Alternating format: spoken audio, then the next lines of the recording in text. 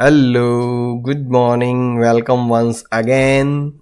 And we are going to discuss class 12th, chapter number 2, Lost Spring, book Flamingo, and one part. As you know that we have already discussed इस chapter का एक part जो है हम discuss कर चुके हैं, जिसमें साहिब आलम और उसकी जो बेयर फुटेड आर्मी है, जो सुबह के समय मॉर्निंग बर्ड्स की तरह गलियों में घूमते हैं, गार्बेज को कलेक्ट करते हैं और दोपहर तक गायब हो जाते हैं। और वो उनका परिचय लेखिका से होते हैं। लेखिका जो है उनसे कुछ क्वेश्चंस पूछती है, और जब वो स्कूल के बारे में पूछती है, जूतों के बारे में पूछती है, और फिर वो सोचती है कि क्या यही एकमात्र एक्सक्यूज़ है कि अगर इनको जूते मिल जाएं तो भी ये नहीं पहनेंगे ट्रेडिशन के कारण, क्या ये बचने का एकमात्र बहाना हो सकता है।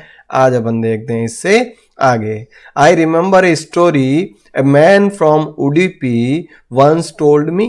अब ये लेखिका कह रही है कि मुझे एक स्टोरी याद आ रही है, एक कहानी याद आ रही है जो कि उडुपी के एक व्यक्ति ने मुझे बताई थी। As a young boy he would go to school past an old temple. अब ये कह रहा है जब वो छोटा बालक था, छोटा बच्चा था, तो he would go to school, वो स्कूल जाता था पास्ट एन ओल्ड टेम्पल, एक ओल्ड टेम्पल में जाने के बाद, यानी टेम्पल के आगे, where his father was a priest, और जहाँ की उस टेम्पल में उसके पिताजी जो है पुजारी थे। He would stop briefly at the temple, और वो कुछ समय के लिए टेम्पल में, उस मंदिर में रुकता, and prayer for a pair of shoes, और वहाँ पर जो है एक जूतों की एक जोड़ी के लिए वो प्रेयर करता, प्रार्थना करता। 30 years later I visited his town and the temple. 30 years later यानी 30 साल बाद, आई विजिटेड हिज टाउन, मैं उस कस्बे की यात्रा की मैंने, एंड द टेम्पल, और उस कस्बे की, which was now ड्राउन्ड in an air of dissolution, जो कि अब बिल्कुल भी वीरान हो चुका था। इन द बैकयार्ड यानी पीछे की तरफ, where lived the new priest, जहाँ की नया प्रीस्ट रहता था, नया पुजारी। There were red and white plastic chairs, वहाँ पर जो है लाल और सफ़ेद प्लास्टिक की चेयर्स थी। A young boy dressed in A grey uniform, एक छोटा बालक जो है वो ग्रे कलर की यूनिफॉर्म पहने हुए था। वेयरिंग सॉक्स एंड शूज, और मोजे और जूते भी पहने हुए था। अराइव्ड पेंटिंग, पेंटिंग का मतलब हाँपते हुए, अराइव्ड पहुंचा, वो हाँपते हुए पहुंचा। And through his school bag on A folding bed, और अपना स्कूल बैग जो है उसने फेंक दिया एक फोल्डिंग बेड के ऊपर। लुकिंग एट द बॉय, उस बालक की तरफ देखते हुए, आई रिमेंबर्ड, मुझे वो याद आया, द प्रेयर, वो प्रार्थना, अनदर बॉय हैड मेड, जो कि उस दूसरे बालक ने की थी, टू द गॉडेज, उस देवी से, when he had finally got a pair of shoes, जब अंततः उसको एक जोड़ी जूते मिल गए। भाई जो पहले तो वो प्रार्थना क्या करता था कि भगवान मुझे जूते दिला दो, और जब उसको जूते मिल गए तो उसने जो सेकंड प्रेयर की थी वो क्या थी, let me never lose them, हे भगवान मेरे ये जूते कभी खोए नहीं। The goddess had granted his prayer, और ये कह रहा है कि भाई उस देवी ने उसकी प्रार्थना को सुन लिया, उसकी प्रार्थना, उसकी इच्छा पूरी की। Young boys like the son of priest now war shoes, अब छोटे बालक जैसा कि इस प्रिस्ट पुजारी के बच्चे की तरह जो है वो शूज पहने। But many others like the rag pickers, लेकिन कई दूसरे जो कि रैग पिकर्स की तरह है, इन कचरा बीनने वालों की तरह, इन माई नेबरहुड, मेरे आस पड़ोस में, रिमेन शूलेस, यानी आज भी जो है बिना जूतों के रहते हैं। कई ऐसे मिल जाएंगे जो आज भी बिना जूतों के घूमते हैं, जिस प्रकार से कि ये रैग पिकर्स जो है ये घूमते हैं। अब देखो आगे।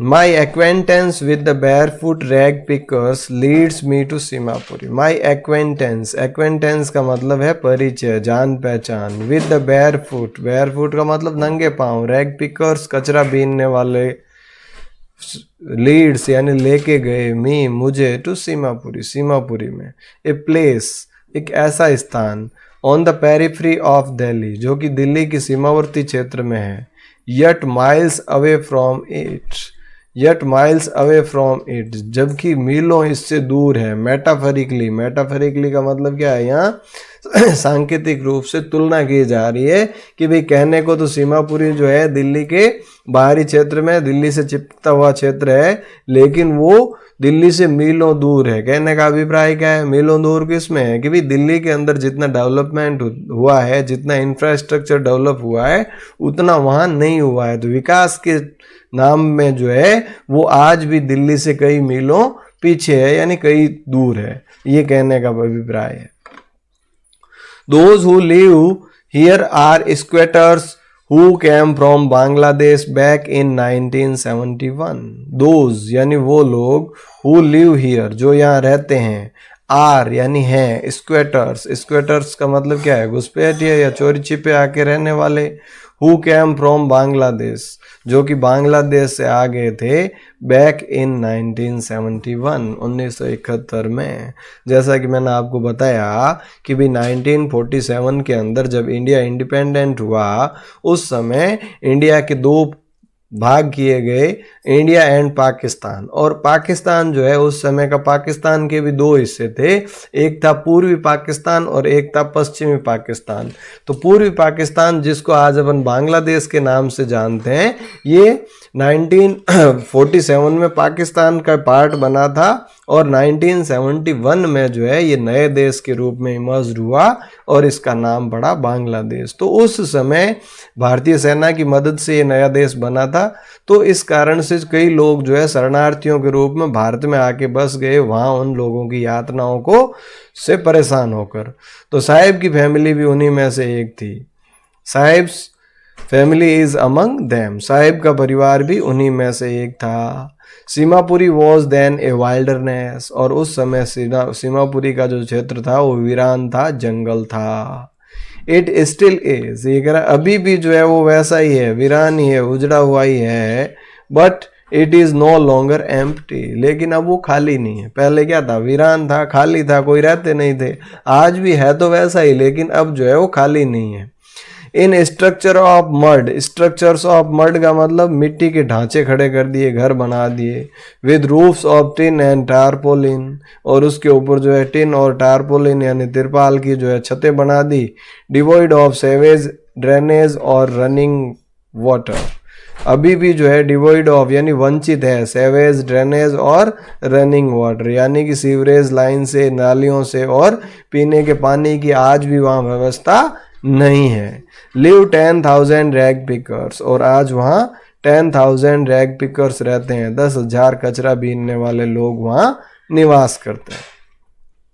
They have lived here for more than 30 years without an identity. They have lived यानी वो यहाँ रहते हैं, for more than 30 years 30 सालों से भी ज़्यादा समय से, विदाउट एन आइडेंटिटी बिना किसी पहचान के, विदाउट परमिट्स यानी बिना किसी अनुमति के, बिना किसी परमिट के, बिना किसी आइडेंटिटी के।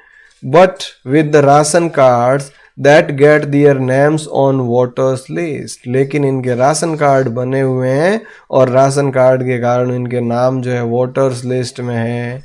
And enable them two by grain, और उनके कारण, राशन कार्ड के कारण ये जो है क्या, ग्रेन यानी कि अनाज लेने में योग्य हो जाते हैं, समृद्ध हो जाते हैं। जो भी जो है फेयर प्राइस ऑफ जो है उचित मूल्य की दुकान जो है वहाँ से इनको राशन मिल जाता है उस राशन कार्ड के ऊपर। Food is more important for survival than an identity, अब ये बहुत ही इंपॉर्टेंट स्टेटमेंट है भाई। देखो, food is more important for survival than an identity, यानी कि जिंदा रहने के लिए पहचान से ज़्यादा ज़रूरी क्या है, भोजन। भाई आपको मान लो पूरी दुनिया जानती है, सब लोग जानते हैं, लेकिन खाने के लिए कुछ भी नहीं है, तो क्या जिंदा रह सकते हो? नहीं रह सकते ना। लेकिन अगर आपको कोई नहीं जानता, सिर्फ आपका परिवार जानता है, लेकिन आपके पास खाने को पर्याप्त भोजन है, सारी सुविधाएं हैं, क्या आप मर जाओगे? भूखे मरोगे क्या? नहीं। तो यहाँ कहने का मतलब है कि food is more important for survival than an identity, यानी कि जिंदा रहने के लिए आइडेंटिटी से ज़्यादा ज़रूरी है फूड, यानी पहचान से ज़्यादा ज़रूरी है भोजन। If at the end of the day we can feed our families and go to bed without an aching stomach, we would rather live here than in the fields that gave us no grain. अब ये क्या करा, if at the end of the day, यानी अगर end of the day का मतलब क्या है, दिन के बाद यानी शाम के समय, we can feed our families, हम अपने परिवार को भोजन करवा सकते हैं, एंड गो टू बेड, और बिस्तर पे जाते हैं यानी सोते हैं, without an aching stomach. Aching stomach का मतलब क्या है, पेट दर्द के बिना। पेट दर्द कब होगा, भूखों का पेट दर्द ही होगा, जब कुछ खाएगी ही नहीं तो पेट दर्द होगा। तो कह रहे बिना पेट दर्द के, यानी कि खाना खाने के बाद अगर हम अपने परिवार के साथ सोते हैं, we would rather live here than in the fields that give us no grain। तो यहाँ हमारा यहाँ रहना बेटर है उन खेतों से जहाँ की कोई अनाज उत्पन्न नहीं होता। अभी कहने को तो ढाका के अंदर जो है इनके खेत थे, अनाज के फील्ड थे, लेकिन तूफानों से सब बर्बाद हो जाता। तो ये कह रहा है वहाँ से तो यहाँ अच्छा है, कम से कम 2 वक्त का खाना तो मिलता है। Say a group of women in tattered saris, say यानी कहती है ए ग्रुप ऑफ वुमेन, एक महिलाओं का समूह, इन टैटर्ड साड़ीज, टैटर्ड साड़ीज का मतलब फटी हुई साड़ी में। When I asked them why they left their beautiful land of green fields and rivers, कब कहती है, जब मैंने उनसे पूछा कि भाई आपने जो है अपनी खूबसूरत जमीन जो कि हरे भरे मैदानों वाली और नदियों वाली जमीन छोड़कर क्यों आ गए, तो उनका ये जवाब था कि भाई अगर भरपेट भोजन यहाँ मिल रहा है तो वहाँ से यहाँ बेटर है। Where they find food, they pitch their tents and become transit homes। wherever यानी जहाँ कहीं भी इनको अपना भोजन मिलता वहीं जो है ये अपने टेंट गाड़ देते और यही उनके ट्रांजिट कैंप बन जाते, यानी कि चलते फिरते घर बन जाते। चिल्ड्रन ग्रो इन दैम, बच्चे इसी में पैदा होते, इसी में बड़े होते। बिकमिंग पार्टनर्स इन सर्वाइवल, और वो भी जो है आजीविका के में उनके सहायक होते, पार्टनर होते यानी सहायक होते आजीविका चलाने में। And survival in Seemapuri means rag picking, और सीमापुरी के अंदर सर्वाइवल का मतलब क्या है भाई, आजीविका का मतलब क्या है, सीमापुरी में आजीविका मतलब rag picking. Through the years it had acquired the proportion of fine art, और कई सालों से जो है ये काम कर रहे हैं तो ये काम भी इनके लिए फाइन आर्ट का रूप ले चुका है। अगर आप एक ही काम को लंबे समय से करते हैं तो उस काम में एक्सपर्ट हो जाते हैं ना, तो इसी प्रकार से ये लोग जो है कई सालों से रैग पिकिंग का काम कर रहे हैं, तो इनके लिए जो है रैग पिकिंग अब फाइन आर्ट का रूप ले चुकी है। Garbage to them is gold, अब ये कह रहा है इनके लिए गार्बेज ही सोना है, कचरा ही सोना है। सोना क्या है, सोना क्या काम आता है, जो वैल्यू सोने की है वो उनके लिए किसकी है, गार्बेज की वैल्यू है भाई, क्योंकि इनकी आजीविका, इनका जो सारा जीवन चलता है वो इसी के बेस पे चलता है। It is their daily bread, यही इनकी डेली ब्रेड है, यानी इनके भोजन का एक जरिया है। ए रूफ ओवर दियर हेड, उनके घर की छत है। Even if it is a leaking roof, हालांकि वो छत भले ही टपकती हुई छत है लेकिन कम से कम छत तो है। But for a child it is even more, लेकिन बच्चों के लिए जो है ये आजीविका के जरिए के अलावा भी बहुत कुछ है, यानी बड़े लोगों के लिए तो क्या है, it is a means of survival, ये जो है उनकी सर्वाइवल का एक जरिया है, लेकिन बच्चों के लिए इससे कहीं ज़्यादा है। I sometimes find a rupee, even a 10 rupee note, Sahib से, साहिब कहता है कि कभी कभार मुझे इसमें 1 रुपया मिल जाता है, कई बार 10 का नोट भी मिल जाता है। His eyes lighting up, और उसकी आंखों में एक चमक आती है।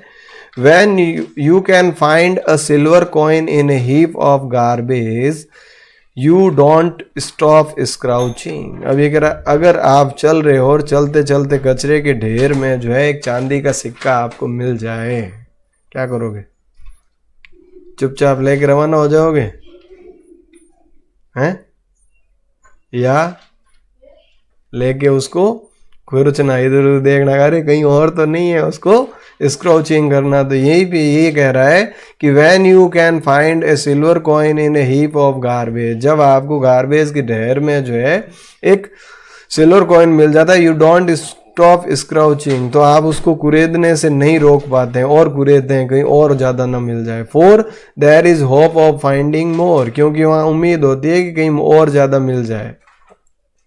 It seems that for children, garbage has a meaning different from what it means to their parents. It seems यानी ऐसा प्रतीत हो रहा है that कि for children बच्चों के लिए garbage has a meaning different, इस कचरे का अलग अर्थ है from what it means to their parents, जो कि उनके पेरेंट्स के लिए इसका मतलब है। बच्चों के लिए इसका अलग ही परिभाषा है अपने पेरेंट्स से हटके। For the children it is a wrapped in wonder, भाई बच्चों के लिए क्या है ये रैप्ड, रैप्ड का मतलब क्या है लिपटा हुआ, रैपर होता है ना चॉकलेट के ऊपर, साबुन के ऊपर, हर चीज के ऊपर रैपर होता है, तो रैपर का मतलब क्या है लिपटा हुआ। इन वंडर आश्चर्य में, बच्चों के लिए तो ये आश्चर्य से लिपटा हुआ है, एक सरप्राइज है। For the elders it is a means of survival, जबकि एल्डर्स के लिए क्या है it is a means of survival, वो एक आजीविका का जरिया है। One winter morning, I see Sahib standing by the fenced gate of the neighborhood club, watching two young men dressed in white playing tennis. One winter morning, यानी एक दिन सर्दी की सुबह, I see Sahib, मैंने साहिब को देखा, standing खड़े हुए, by the fenced gate, उस fenced gate, उस गेट के सामने, ऑफ द नेबरहुड क्लब, जो कि पास के क्लब का था, वॉचिंग टू यंग मैंस, जहाँ की दो नौजवान, ड्रेस्ड इन वाइट, सफ़ेद कपड़े पहने हुए, प्लेइंग टेनिस, टेनिस खेल रहे थे।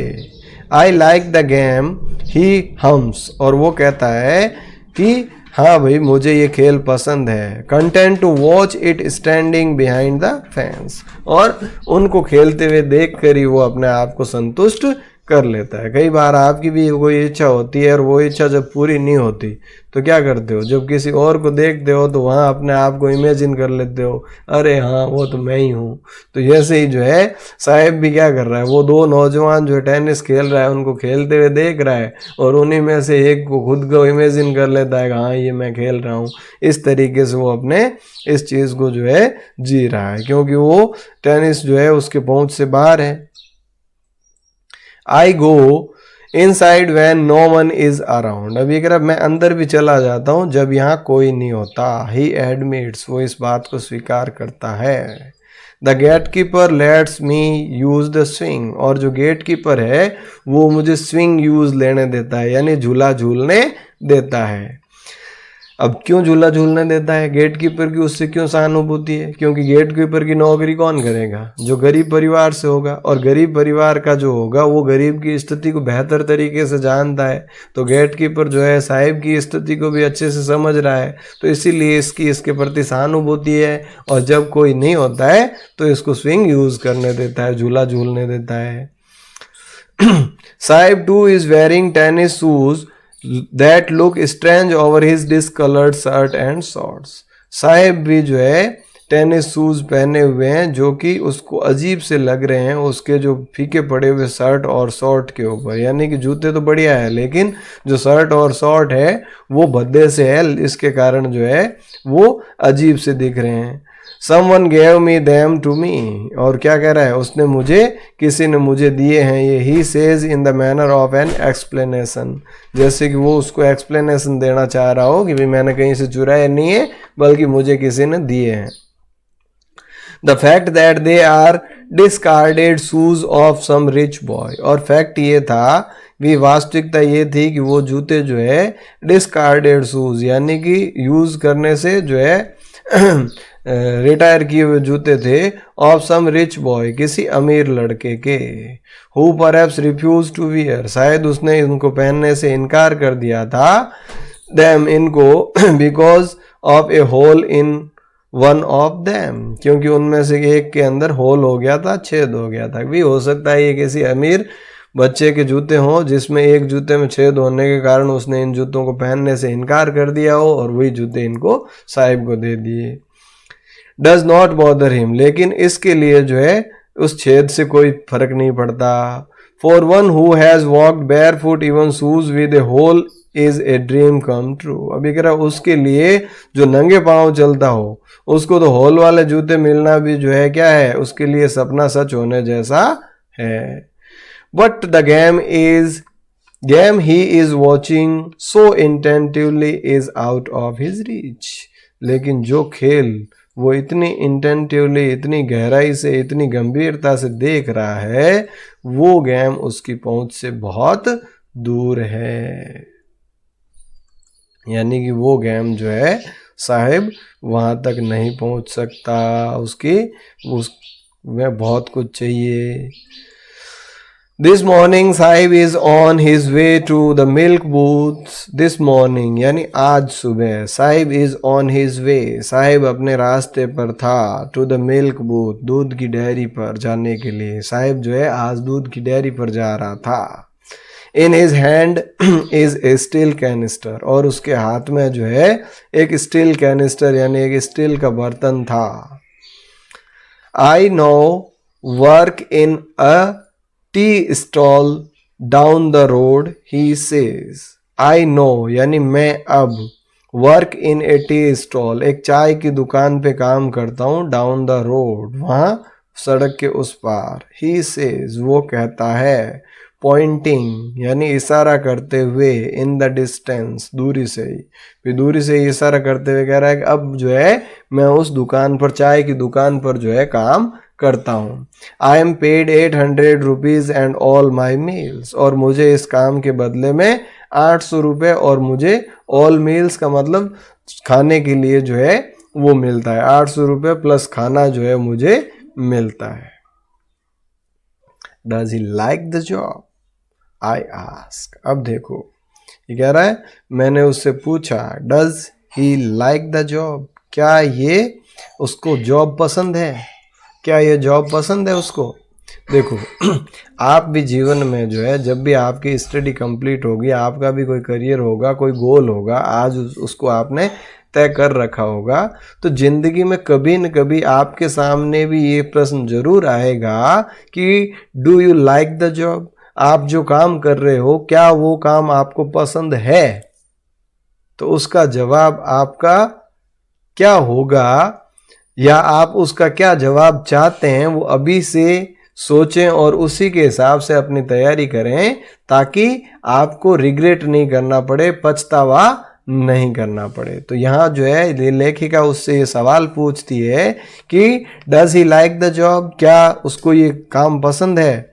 His face I see has lost the carefree look, और मैंने देखा कि उसके चेहरे पर जो बेफिक्री वाला जो अंदाज था, जो केयर फ्री लुक था, बेफिक्री का अंदाज था, वो गायब था। The steel canister seems heavier than the plastic bags he would carry so lightly over his shoulders.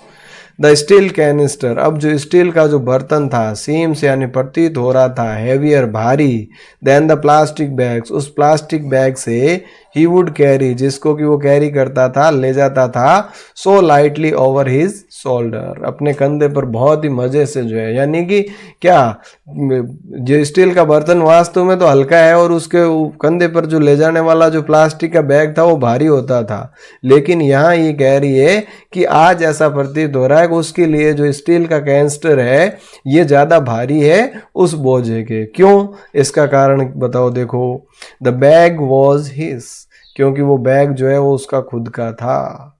The canister belongs to the man who owns the tea shop, लेकिन ये canister जो है, ये बर्तन जो है, ये उस दुकान के मालिक का है जिस दुकान पे ये काम करता है। Saheb is no longer his own master, और अब साहिब अपना खुद का मालिक नहीं रहा, यानी कि जब तक उसके पास जो है वो रैग पिकिंग का काम करता था, वो प्लास्टिक बैग के अंदर जो है गार्बेज को इकट्ठा करता था, तब तक वो अपना खुद का मालिक था, खुद का बॉस था। लेकिन अब जो है जब वो टी स्टॉल पे काम करने लग गया तो उसकी आज़ादी छीन गई, वो अब अपना खुद का मालिक नहीं रहा। इसीलिए जो है यहाँ कंपेयर किया है कि उस कैनिस्टर का जो बोझ है वो उसके प्लास्टिक बैग से कहीं ज़्यादा प्रतीत हो रहा है। तो इस प्रकार से ये जो फर्स्ट स्टोरी है ये साहिब आलम नाम के व्यक्ति की स्टोरी है, जो कि एक जो सीमापुरी इलाका है जो कि दिल्ली के क्षेत्र का है, वहाँ के रैग पिकर्स की कहानी को बताता है। उम्मीद करता हूँ ये जो स्टोरी आपको पसंद आई होगी। इसी के साथ आज के इस सेशन को यहीं विराम देंगे। मिलते हैं अगले पार्ट में अगली स्टोरी मुकेश के साथ। तब तक के लिए थैंक यू। जय हिंद, जय भारत।